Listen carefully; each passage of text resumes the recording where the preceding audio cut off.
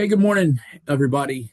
Welcome back to 2025. It's Scott Fisher here with Senior Resource Connectors. Maybe this is the first time you've tuned in Connectors, or you're just stumbling upon this. Great, glad that you're here.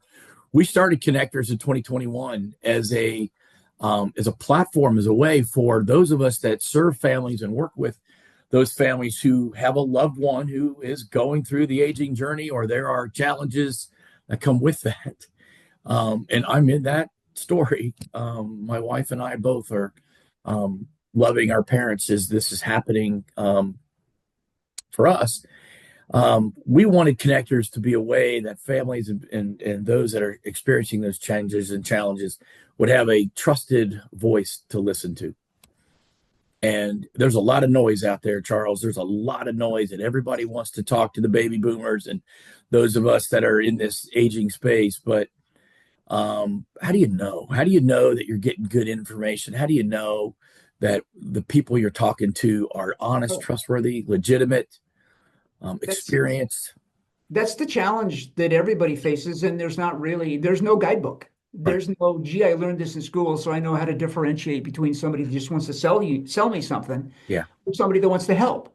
Yeah. And we have the same thing. You can have all the licenses in the world, but if your heart's not in the right place, then and it's if people listen enough, if people will pay enough attention, they should be able to tell the difference. But that's probably sadly giving too many people too much credit for good Yeah. common sense, which has always been, in my opinion, my dad always said common sense, the rarest commodity in the world. Uh, Right. and Well, so and this leads us into Charles and his wife Sherry are the owners and principals of Pelleton Capital. Um, Charles, you handle people's money, really what you do, yeah, don't you? Yeah. yeah. And my mentor in life many years ago told me this. He said, money will always expose people. Oh, And absolutely. it reveals our motive. It reveals. And so while there's a lot of folks out there saying, I can help you, I'm in your corner, I Oh know yeah, what you're going through. But do you and are you really aligned with that service, yeah. um, you first mentality? And I'll tell you believe me, after a dozen years of knowing you guys, you two um, lead the way in that service Well, for thank putting other people first category. you. Just because you have the license and the credentials and the experience doesn't mean that that's the person that you want to work with. And Yeah. it's really, you really have to look them right in the eye and have a sense that they really do care. Mhm. We assume they know what they're doing, Right. but they really care, because it's the caring part. Just information is just information. If you Yeah. don't know how to put it all together, and um, people have to trust you. They're trusting you with coming up with the right solutions for them. They're trusting you that if you're managing their money, and we do that as an investment advisory firm. We also do insurance when it's appropriate for folks, but they have to trust that you've got their best interests at heart. And Yeah. I think you have to come in skeptical to any kind of a conversation initially, and then really truly listen to them.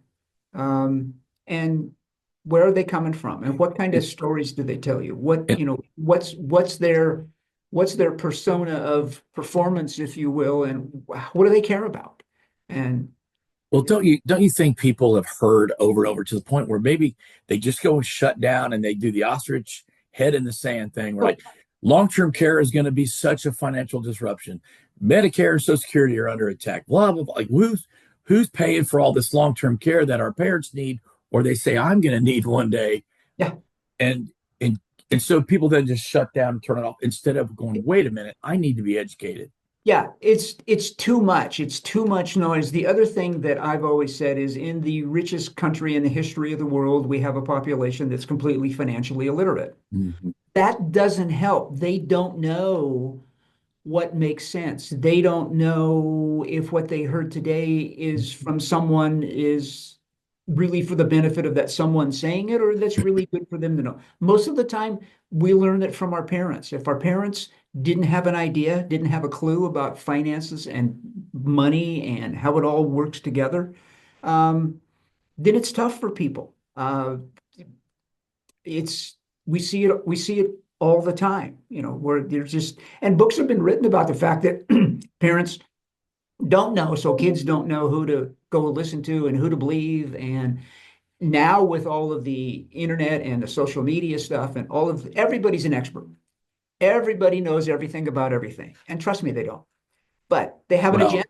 that's a whole nother topic. I'm And doing some, that's not today. but I'm guessing that as you've been reflecting on 24, launching into 25, the number of years you guys have been walking with families, maybe you've heard some things, feel some things at the beginning of this year that you want to just share with our audience. And I Yeah. just want to just turn it over to you, just let you give you Okay. some room to go. Let me ramble. Yeah. I'll try not to. I'll try not to. Well, I look for articles and things where you can get some really interesting ideas about what really goes on, but you don't have to come up with them all by yourself. And this is one of the things that I found just last week, that there are some retirement blunders that Americans make, and it's consistent over and over and over again. And there's like three or four I would like to share, because I Okay. think it's, one of them is, and it comes from an investment perspective, is being too conservative. But are you aggressive or are you conservative? Depends on how you define aggressive or conservative, or somewhere in the middle. But a lot of times people will become way too conservative as they get older. They want to be safer and safer, but they still need to grow. And it's going to depend on how much money they started with. And so from an investment point of view, it ends up being an ever-changing landscape of what's the right thing to own, how much of it should you own, when should you say, oh, this isn't working, I need to do something different. How do you put all those puzzle pieces together? And I'll give you the jigsaw puzzle analogy in a little bit, but it's, that from an investment perspective, it's really a challenge. And most of the time, most people will go way too conservative and not have it grow fast enough, but you have to pay attention to it. And we do that all the time. Um, that's one of the things that it's human nature, I think, too. I need to play it safe as I get older. I got less time to make up for a big Mm-hmm. mistake. Mm-hmm. So it's, that's a challenge to do. They forget about healthcare costs too. This is another one. I mean, we're in this world, you and us and the other people in senior resource connectors are in this world very deeply, of the cost of healthcare. There's a Fidelity does a study every year, and they're saying just the normal regular healthcare expenses in retirement are about 165 or $170,000 a person. That doesn't count long-term care if it happens. So that's a chunk of change. So you need to be aware of these things. You don't have to have perfect answers. You just need to be aware, and you need to be willing to adjust as you go. It changes. Things happen, and that then changes some of the priorities up. Another item that happens is that people spend way too much money on housing. It can be very expensive, and housing right now, with interest rates and insurance costs of housing and all, it's gotten even way more complicated. Yeah. And there's not a simple, easy solution to it, but it's something that you need to talk about, think about, and make sure that you're addressing it today, knowing that it's probably going to need to be tweaked tomorrow or somewhere down the road. And it's a moving target all the time. You just need to be aware of the things you need to be looking for, and know that it's going to be different. Know that you need to be adaptable. And that's probably one of the most important ideas, I think, of all of this. You don't set it and forget it. You gotta pay attention and keep looking. Sinking too much money into a car's never made any sense to me. A car is a mode of transportation, and you always lose money on a car. So Mm-hmm. don't get enamored. We have a client that just did that, and it was like, okay, it's your money. Yeah. It's your money. Yeah. Yeah. But and here in the Valley, car insurance is ridiculous now. I mean, it is going up and up and up and up. The cost of fixing cars is going up and up and up and up. As more electronics come into automobiles, if you rip off the front end of your car, which we had an accident a couple of years ago where it took off the front 4 inches, it cost like $28,000 to fix the Yeah. damn thing, Yeah. because You're not all the you're not just electronics. yeah, you're not just putting in 8 new spark plugs and rebuilding a carburetor. You have got computers and chips Yep. and Yep. gizmos to fix, and it takes all that specialization Yeah, and a it's lot of money it's to do it. crazy. So just know that they're going to be an expense all the time. The other Yeah. thing, one of the things is the last one I'll talk about right now is the thing that really, really bugs me is funding your adult children's lifestyles. I mean, seriously, people. Um, I'm not fair. We have two delightful adult children that are wildly successful. They probably make more money than we do. But we taught them. They had when they turned 12, they went to a babysitting class. We were in Bellevue, Washington. They went to Overlake Hospital. They took a babysitting class, so they knew how to call 911 and all the things you need to do if you're going to babysit. And then I made business cards for them that had their name, their phone number, and their rates for babysitting. And people were stunned. And they babysat all the time, for all the time, and they paid their own way through college. We paid some. They took out student loans, and we asked them at the end of the college. So you have student loans now. You're paying back because we paid for some, but they had skin in the game. Was that a good idea, or would you have rather just work through school? Because it's like you can either not work during the school year and take a loan, or you can work during the school year and not take a loan because we were going to pay for some, but we told them from the beginning we're not paying for all of it. Mhm. Sherry and I both put ourselves through school, through college. It was less expensive then. That's certainly true. But we've asked both girls. So when they're done with school, was that the right idea? And they both said, "Oh, absolutely yes." They graduated in 4 years. Both got to do study abroad. I mean, they got to do all the college stuff, but they didn't have to work during school years, so they could do the college stuff. You be a But that, student. but it was a conscious choice, and they're accountable for the choice they made. And you know, we still, and they're great kids. So those are just the kinds of things that go on in people's lives all of the time. And it is the jigsaw puzzle of parts. Mm. Uh, and so I'll ask you, and I know you know the answer to this, but we ask people this all the time. What's the most important piece of a jigsaw puzzle? And you can answer, Scott. Well, you just illustrated in your story about your kids, and that was you started to teach them the value of having a plan or having a picture. And so even when you're 12 years old and you're just a kid, you showed them that they have a business. Yep. And there's responsibility to that, and there's opportunity in that, right? And expectation. Yeah. People today Yeah. shut the responsibility part quite a bit. So, Oh, yeah, I know. Well, but by having a plan, you're taking responsibility. yeah. So, yeah. And the jigsaw puzzle piece, when we ask folks that, they will almost always say the corners or the edges. Right. And that makes perfect sense because you start with the outline of the whole thing. Our contention is it's the box top. Because if you don't have the puzzle box top, you don't know what the puzzle's supposed to look like. And most people just kind of throw all the pieces on a table and toss the box top away. We want to be people's box top. It's their financial puzzle. We can be the box top and help them put their pieces together so that it makes sense, so that they know why we're making the recommendation that we're making. And then it's up to them to do it or not do it. And we don't necessarily want them to believe that we're going to come back and make them do it. We're going to ask them if they did it. If they did it, they did it. If they didn't do it, what we talked about doing, that's fine too. It's their money. It's their life. They make choices. They're responsible for their choices.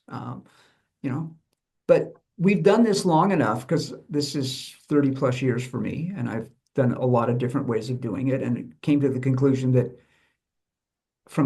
if I was a stockbroker for a couple of Wall Street firms once upon a time, and I realized I'm a really terrible employee, but I'm a really pretty good at being my own boss. So I'm happy to do that, and I get to do it the way I want to do it.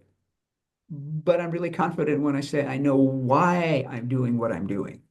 And it's listening to the people's stories and then helping them understand how that all fits together.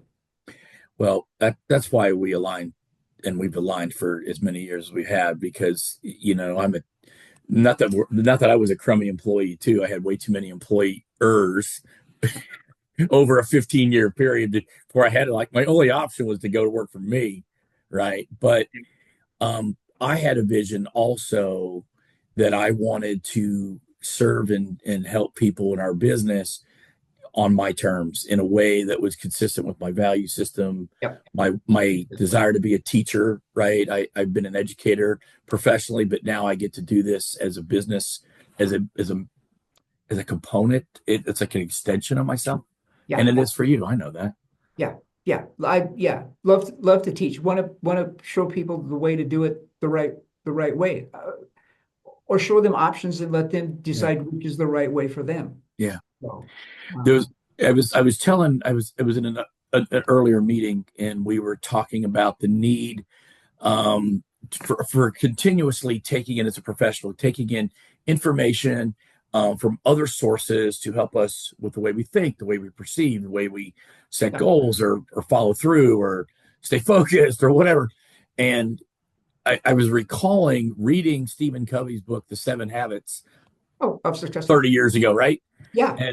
And I was referencing that one of those seven this morning about sharpening the saw, the need to stay, continuously working on yourself to be effective. But one of those habits was begin with the end in mind. So it's having the box top and someone that knows how to read that box top and sit down with you and help you design the plan, knowing where you want to be, working back from there.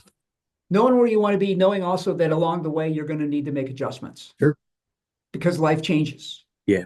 We don't get to predict the future, but we can plan for the future. Yeah. I think that's important, obviously.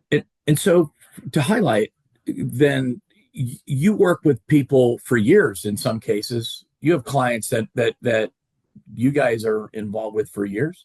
Yeah. Maybe even now you've got kids of theirs that you're talking to. Well, yeah, actually, true. Yes. And so, yeah,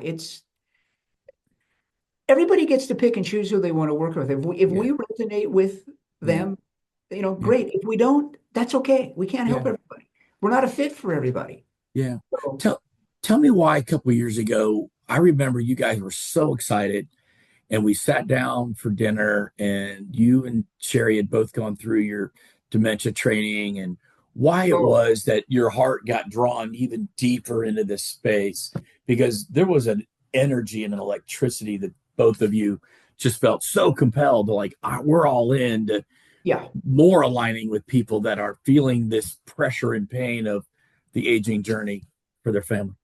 Well, yeah, it was almost 3 years ago, I think it was, that we went and sat through a day's worth of training, which was stunning, to get our certified dementia practitioner designation, the CDP.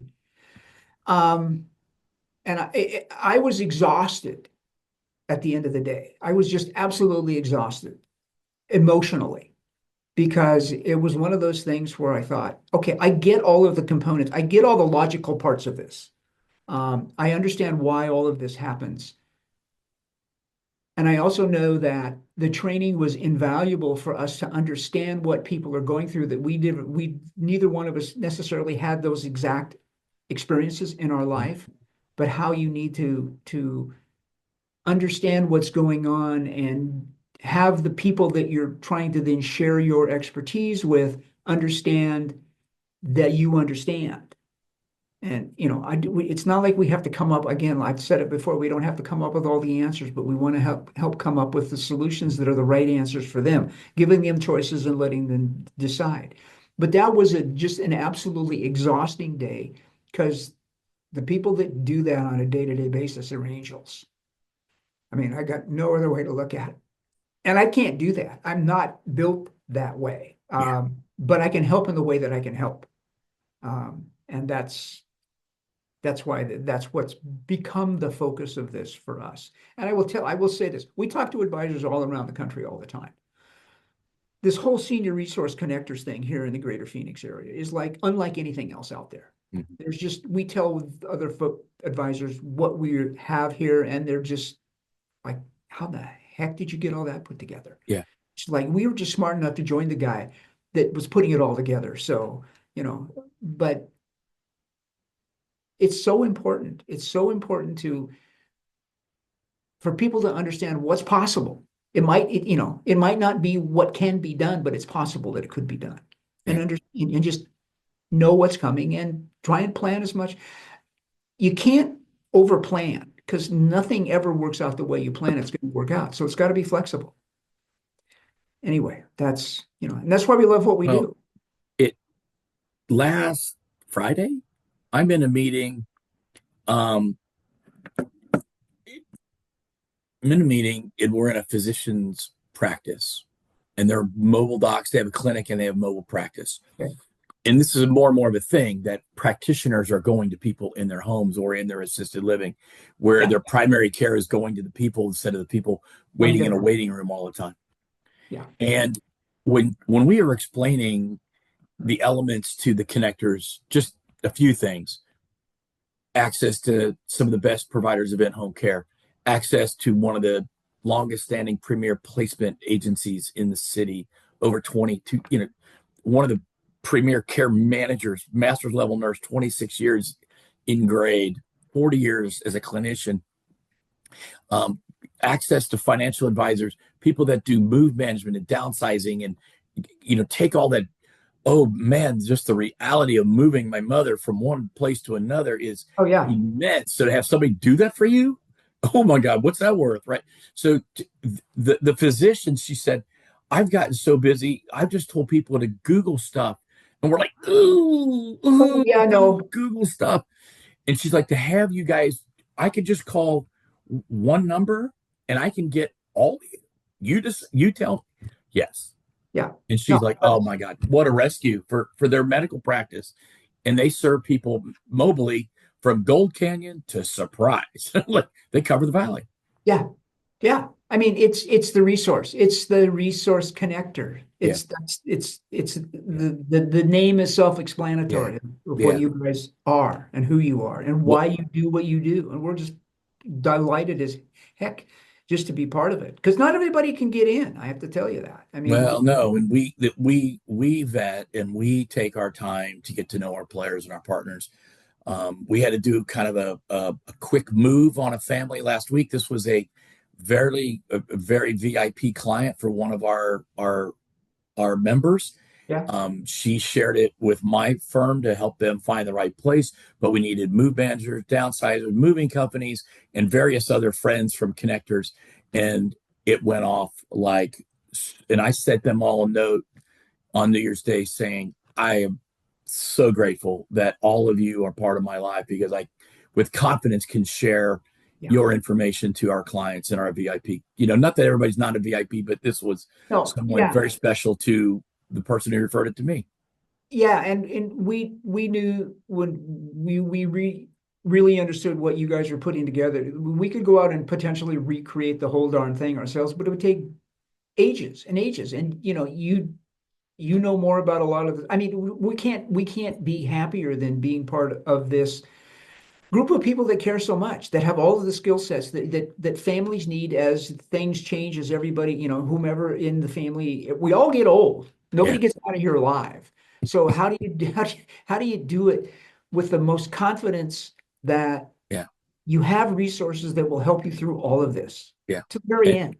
And not sell you on something you don't And need. not take you down a road that's for their best interest. Now I'm gonna buy you a steak dinner and I'm gonna sell you something that's really slick. I mean, those are coming in the mail now. We got 2 last week for dinner somewhere. Yay! Oh, an advisor wants to take you to Fleming's to have a nice dinner, huh? Yeah, or the keg. Or the keg. Yeah.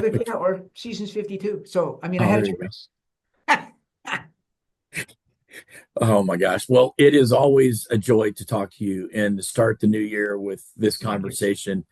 Our gratitude is, very high to you and Sherry, and the belief, the confidence, the investment, what you bring to the community is in a friendship that's been now rich for, man, more than a decade.